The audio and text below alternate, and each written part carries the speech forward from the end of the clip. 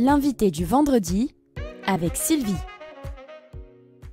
Mon invité à l'œil qui capte les détails, la vanne qui tombe juste et ce petit truc qui transforme les galères du quotidien en barre de rire. Que ce soit sur scène ou en vidéo, il observe, il imite, il balance, bref, on adore ça. Son humour, c'est du vécu, c'est sincère et ça tape souvent là où ça fait du bien. Aujourd'hui, on accueille un mec simple, drôle et qui bosse son art avec cœur. Baba Rudy est bel et bien avec nous en direct par téléphone. Bonjour Rudy. Bonjour Sylvie, ça va? Ça va et vous? Écoutez, on est vraiment très très content de vous avoir avec nous. Bien entendu, vous avez commencé à reprendre d'ailleurs la scène et j'avais vraiment envie de vous avoir en direct aujourd'hui dans cette dernière émission de la saison parce que je voudrais le rappeler à nos auditeurs. Vous nous avez fait l'honneur de, on va dire, performer chaque semaine en nous proposant des chroniques pour la radio de Marseille, la radio JM. Comment ça va déjà, Rudy? Ben ça va. Doucement, doucement, ça va très bien. J'ai repris la scène hier soir. Oui. Donc, il fallait reprendre. Donc, aujourd'hui, ça va, doucement, tranquillement. Voilà, on y va tranquille. On y va tranquille. En tout cas, merci d'avoir accepté d'être avec nous pour cette dernière émission. Bon, voilà, on l'avait évoqué la semaine dernière, votre absence évidemment, et toutes nos pensées pour vous et votre famille. Mais je voudrais quand même revenir avec vous parce que c'était important aussi pour moi de parler un petit peu de Baba Rudy. Qui est Baba Rudy en réalité? On va partir bien sûr avec votre parcours puisque vous êtes originaire de Marseille. Vous avez commencé à faire parler de vous dès 2014, d'ailleurs avec des vidéos sur YouTube. Qu'est-ce qui vous a poussé à vous lancer, Rudy? Est-ce que c'est la paella? C'est quoi? Ben, en fait, moi j'ai toujours voulu faire ça. Moi je suis issu d'une famille qui est une famille d'artistes, et tout la famille de ma mère c'était les musiciens, Raoul et ses frères là, qui étaient le groupe de musique au chinois. Donc j'ai toujours vu sur scène et c'est vrai que ça m'a toujours fait rêver de monter sur scène. Moi au début je pensais que j'allais faire de la musique, de la vérité. Ouais. Et après c'est pas passé comme ça. C'est parti en hybride et même si je suis musicien, j'ai jamais réussi à garder mon sérieux quand je jouais ou quand je chantais. Donc du coup, très très vite ça a basculé dans l'humour et du coup c'est quelque chose que j'ai toujours voulu faire. Hein. C'est vraiment un rêve que j'ai toujours voulu réaliser.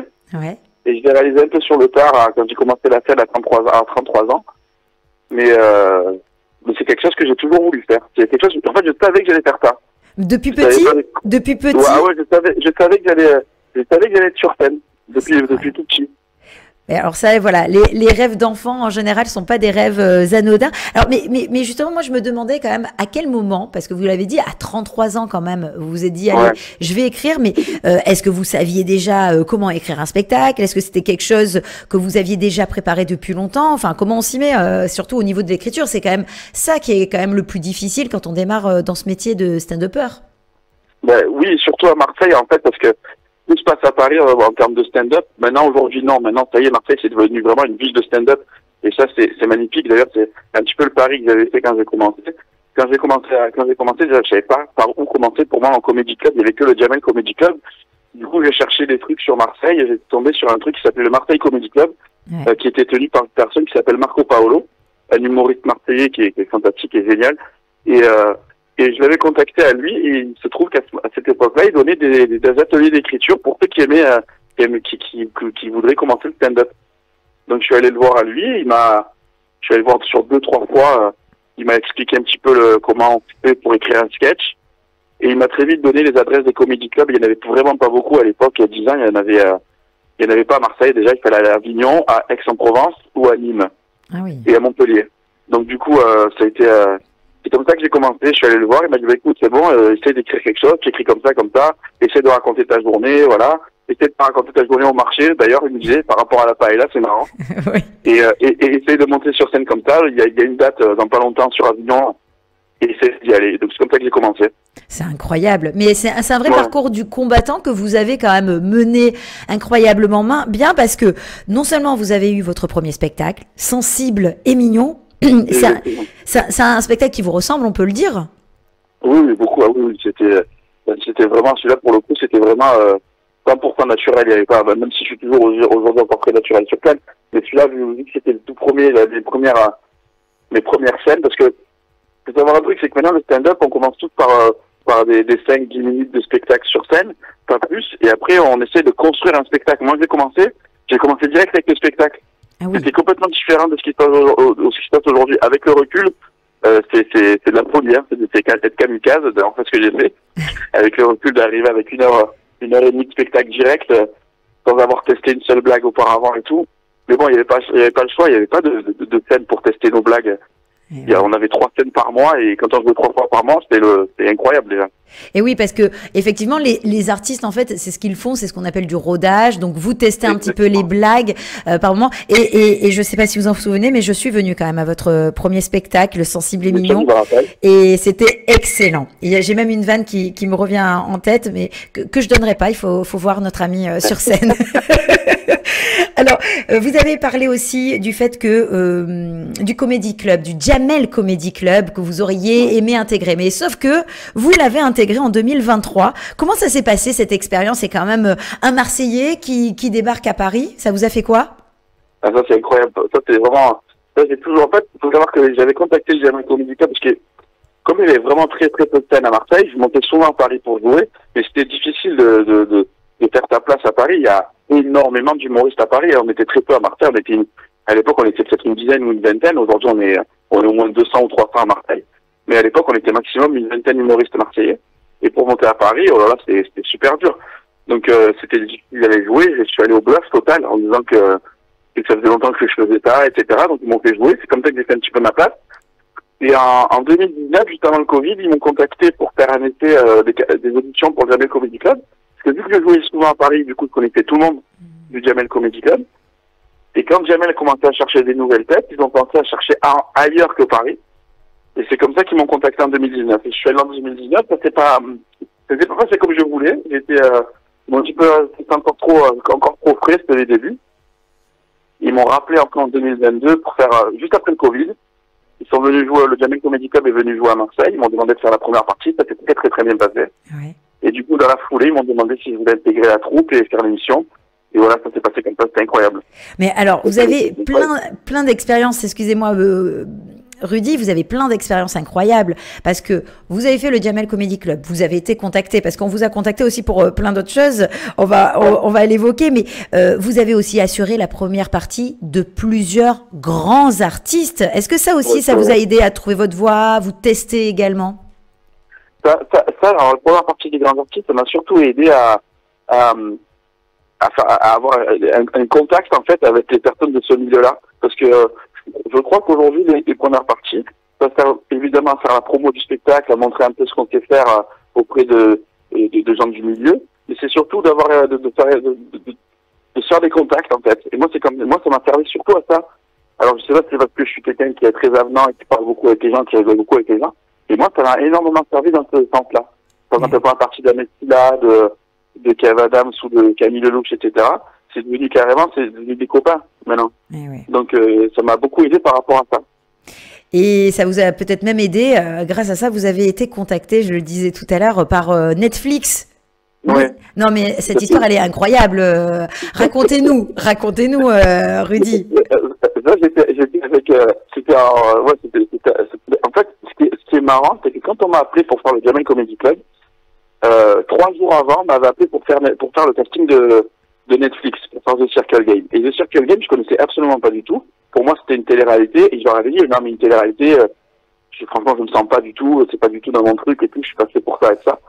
Et la femme me dit, écoute, moi, la meuf, elle me dit, moi, j'ai trop envie de t'avoir dans cette émission. Si tu passes sur Paris, s'il te plaît, viens faire le casting. Je dis, ok, ça va. Et c'était absolument pas prévu que j'aille à Paris. À ce moment-là. C'est le destin. Pas prévu. Ouais, c'est ouf. 3 jours après, le Jamel, il m'appelle pour faire les auditions. Il me dit, est-ce que tu peux être là dimanche matin? Mais c'était jeudi. Je dis, oui, bien sûr, j'arrive. Donc, du coup, je suis allé le dimanche pour jouer au Jamel, pour la première fois, il m'avait, parce que normalement, il y a des étapes pour faire le Jamel Comedy Club. Il faut passer par la Deb Jam. Et c'est un peu le scène ouverte du Jamel Comedy Club, là où il découvre les nouveaux talents. Et à partir du moment où on fait plusieurs Deb Jam, ça s'appelle comme ça, cette scène. Si on fait plusieurs Deb Jam, après on est appelé éventuellement pour essayer de faire le Jamel Comedy Club. Moi, je suis pas passé par ça. J'ai fait directement l'émission. J'ai même pas joué d'abord dans la troupe. J'ai fait l'émission directement. Et donc, c'est quand ils m'ont appelé ouais, c'est incroyable. Et quand ils m'ont appelé en 2019 pour venir faire l'émission, je suis allé, j'ai joué, il y avait trop de monde. Ils cherchaient en fait exactement, il leur manquait une personne. Et au final, Canal+ avait adoré mon passage, mais ils ont préféré prendre une fille parce qu'ils avaient énormément de garçons, mais ils avaient très peu de filles sur le casting, donc du coup ils ont pris quelqu'un d'autre. Mais c'est pas grave parce que justement vu que j'étais sur Paris, j'ai appelé la fille du casting de Netflix en disant écoute, je suis à Paris, si tu veux je peux passer demain matin. Elle me dit parfait. Et c'est comme ça que j'ai été, parce que sinon je serais jamais allé faire ce casting. Hein. Et ça c'est incroyable. Non mais cette émission d'ailleurs, j'invite nos auditeurs à aller sur Netflix, elle y est toujours parce qu'il y a une version de The Circle Game bien sûr dans plusieurs pays du monde. Exactement. Et vous avez participé à celle version française avec et en plus on vous a bien connu avec la fameuse vidéo de la pizza au pain de mie qui vous a propulsé au rang de star mondiale. Ça, c'est incroyable. On m'en parle. L'émission que j'ai faite il y a 5 ans, les gens m'en parlent encore de la pizza panini, c'est incroyable. Ça c'est juste fabuleux. C'est vraiment incroyable. Alors on va quand même revenir aussi sur vous, sur votre identité, puisque vous êtes très actif sur les réseaux sociaux, notamment sur Facebook, mais surtout sur Instagram, TikTok, où vous faites des milliers et des milliers, centaines même de milliers de vues. Qu'est-ce que vous apportez comme place à cette présence digitale par rapport à la scène? Alors, elle est aujourd'hui, je crois qu'aujourd'hui, elle est essentielle. C'est essentiel d'avoir des réseaux sociaux si on veut remplir sa salle aujourd'hui. Si on n'a pas d'abonnés sur les réseaux sociaux, on a personne qui vient nous voir dans la salle. C'est malheureux. Au support, je connais des gens, par exemple, qui sont extrêmement forts sur scène. Je pense à un copain à moi qui s'appelle Soso là-bas, on salue parce que je parlais de lui hier. C'est un des plus forts que je connais sur scène. Mais il a très très peu d'abonnés sur les réseaux sociaux. Il est très peu actif sur les réseaux sociaux. Du coup, il a du mal à remplir ses salles. Et du coup, un grand monde le connaît, alors que c'est un des plus forts que je connaisse dans ce milieu.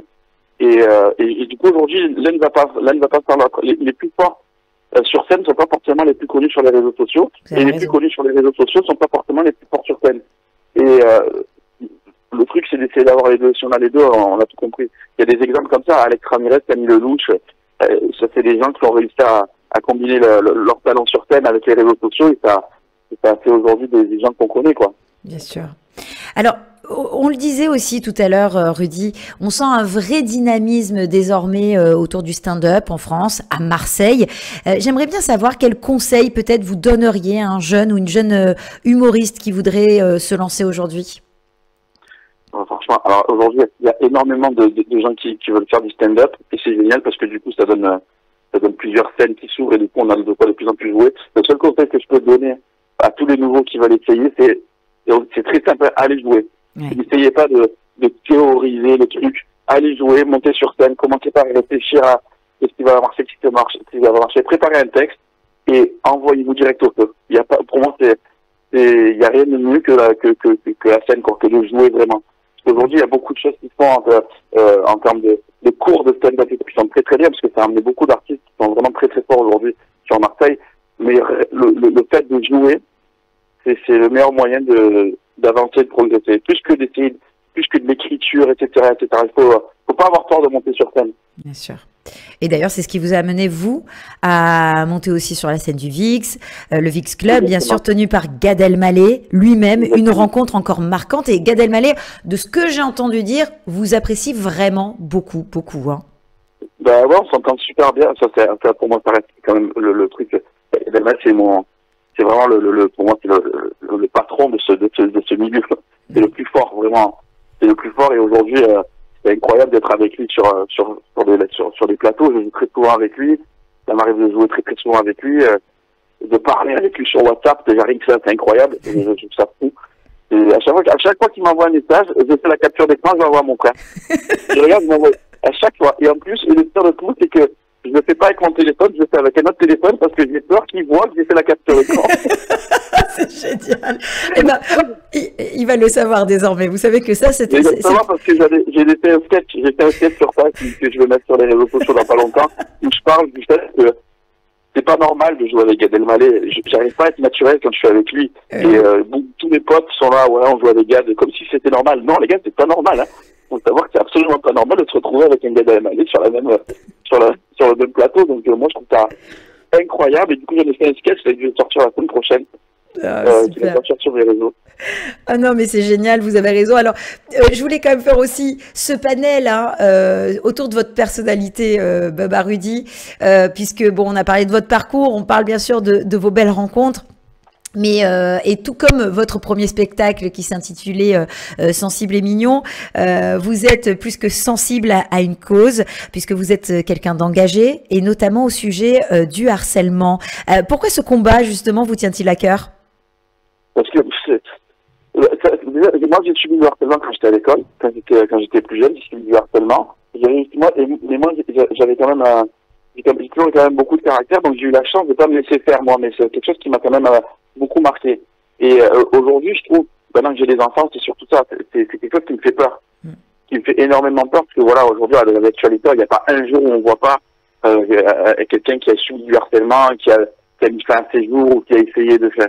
On voit des drames aujourd'hui sur les informations, et c'est quelque chose qui me touche énormément, parce que j'ai très très très peur pour mes enfants de ça. C'est vraiment quelque chose qui me touche beaucoup, et j'avais fait plusieurs interventions dans des écoles, justement par rapport au harcèlement, en disant que faut faire attention, parce que des fois, la rigolade, entre la rigolade et le harcèlement, la frontière, elle est vraiment infime. Donc, il faut faire très, très, très attention à ça. Des fois, on pense même pas que c'est du harcèlement. Des fois, aujourd'hui, j'ai des copains à moi qui étaient à l'école et qui disaient des trucs qui m'ont marqué. Aujourd'hui, je sais qu'en parlant avec eux aujourd'hui, ils se rendaient pas compte de ce qu'ils faisaient. Et c'est ça qui me touche, c'est que certaines personnes bon, il y a des gens que c'est des pourris quand ils le font vraiment par méchanceté. Mais je crois qu'il y en a qui le font, ils savent même pas ce qu'ils font. Et c'est ça qui me fait peur. C'est quand on ne sait pas qu'on est en train de faire du mal aux gens. Et pour moi, ça, c'est super dangereux. Vous avez tout à fait raison. Alors, je vais me permettre un petit parallèle, Rudy, avec l'artiste Amir, qui justement a subi beaucoup de harcèlement et du boycott. Ouais. Je voudrais avoir votre avis sur ce qui s'est passé et sur la réponse aussi qu'a donnée l'artiste. La réponse qu'il a donnée, ça a été la meilleure des réponses. C'est-à-dire qu'il est allé jouer, il a chanté, il a eu une ovation magnifique. Amir, je l'ai côtoyé, j'ai eu la chance de le côtoyer, c'est quelqu'un d'extraordinairement gentil.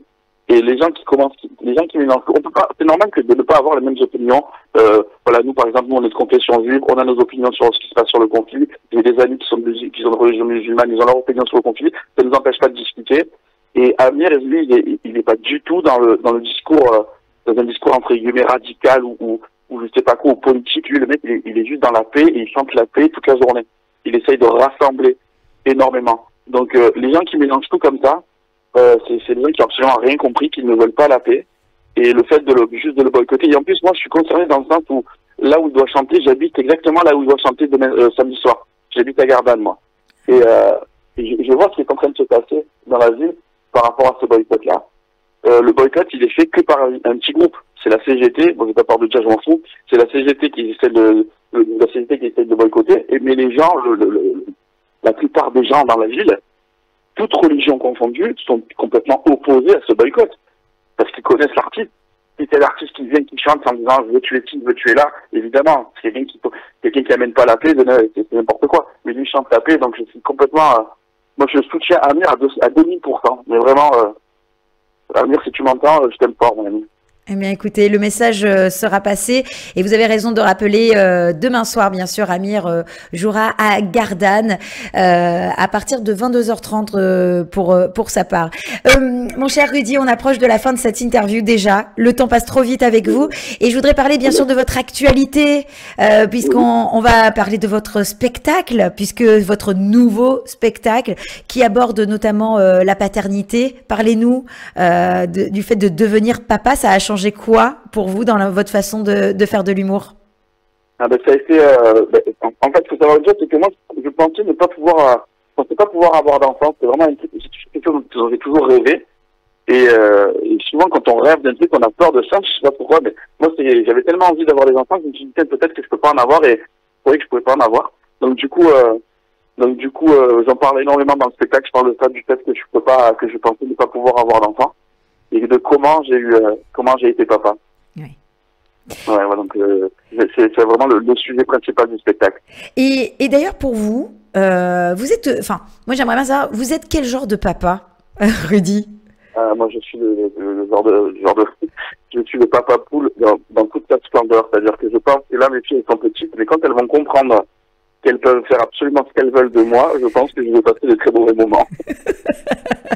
Alors, on va rappeler que c'est un spectacle à ne surtout pas manquer, puisque vous êtes bien sûr sur différentes scènes où vous proposez des extraits de ce spectacle. Alors, où est-ce qu'on vous retrouve? Quand? J'imagine à la rentrée, mais pas que. À la rentrée, exactement, à la rentrée. Alors là, déjà, dans un premier temps, demain, je joue au festival de Calvi en Corse. Oui. Je suis lundi au VIG sur la scène avec Philippe Lelouch. Super. Et ensuite, ouais, c'est génial. Philippe Lelouch est quelqu'un d'extraordinaire. En plus, je sais qu'on vous l'avez reçu à la radio et maintenant, pour le connaître un petit peu, c'est vraiment quelqu'un d'extraordinaire. Et je rejoue mon spectacle à la rentrée. Ce sera 2 fois par mois au Garage Comedy Club et au Comedy Club du Vieux-Port. Et en tournée, je vais jouer sur Aix-en-Provence le 11 septembre. Et jouer sur Lyon, sur Nice aussi, en septembre. Donc, je vais attaquer plusieurs dates à partir de la rentrée. Eh bien, écoutez, on sera au rendez-vous. Toute l'équipe de Radio JM sera au rendez-vous pour vous soutenir. Même si vous êtes déjà soutenu par les plus grands, eh bien, nous, on sera avec vous. Et puis, surtout, je voudrais en profiter pour cette dernière émission de la saison, de vous remercier parce que, en plus d'être sensible, mignon et un super papa poule, vous êtes quelqu'un de très généreux. Et vous nous avez fait l'honneur, quand je vous ai proposé de participer à cette émission, malgré votre emploi du temps très chargé, vous avez accepté chaque semaine de nous livrer des histoires insolites, des histoires drôles. Vous êtes même venu dans les locaux de la radio à plusieurs reprises. Donc rien que pour ça, merci Rudy, merci pour tout ce que vous faites. En tout cas, je suis sûre que votre famille et votre maman est très fière de vous. Voilà, je voulais vous le dire. Merci beaucoup.